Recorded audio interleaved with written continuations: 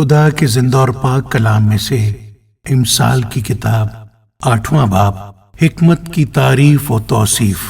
کیا حکمت پکار نہیں رہی اور فہم آواز بلند نہیں کر رہا؟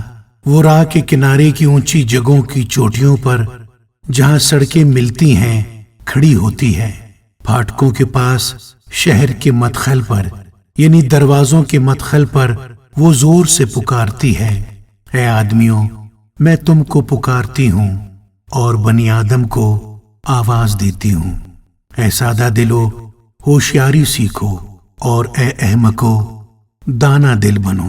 سنو کیونکہ میں لطیف باتیں کہوں گی اور میرے لبوں سے راستی کی باتیں نکلیں گی، اس لیے کہ میرا منہ سچائی کو بیان کرے گا اور میرے ہونٹوں کو شرارت سے نفرت ہے۔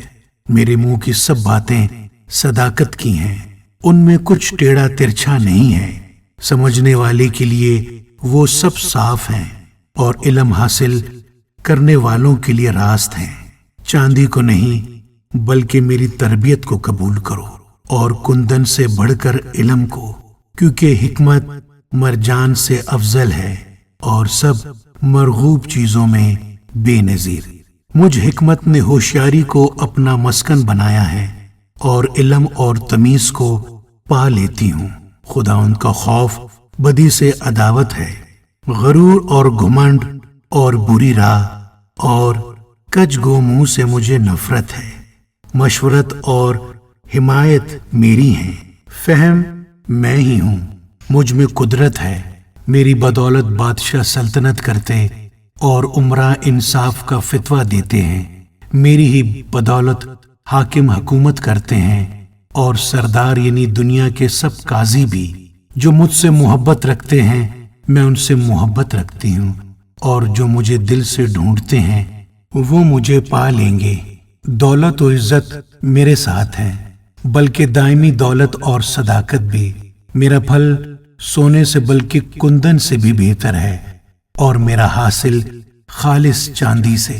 میں صداقت کی راہ پر انصاف کے راستوں میں چلتی ہوں تاکہ میں ان کو جو مجھ سے محبت رکھتے ہیں مال کے وارث بناؤں اور ان کے خزانوں کو بھر دوں۔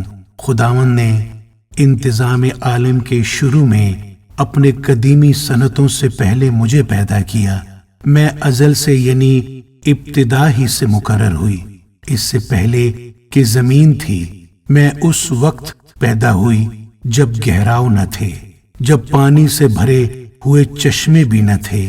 میں پہاڑوں کے قائم کیے جانے سے پہلے اور ٹیلوں سے پہلے خلق ہوئی، جبکہ اس نے ابھی نہ زمین کو بنایا تھا نہ میدانوں کو، اور نہ زمین کی خاک کی ابتدا تھی۔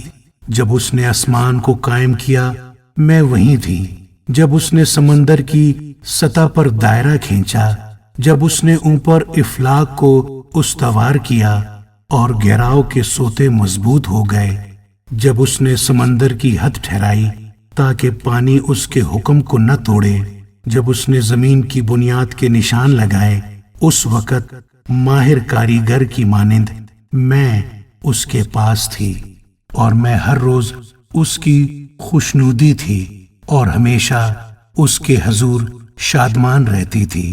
آبادی کے لائق زمین سے شادمان تھی اور میری خوشنودی بنی آدم کی صحبت میں تھی۔ اس لیے اے بیٹو میری سنو، کیونکہ مبارک ہیں وہ جو میری راہوں پر چلتے ہیں۔ تربیت کی بات سنو اور دانا بنو اور اس کو رد نہ کرو۔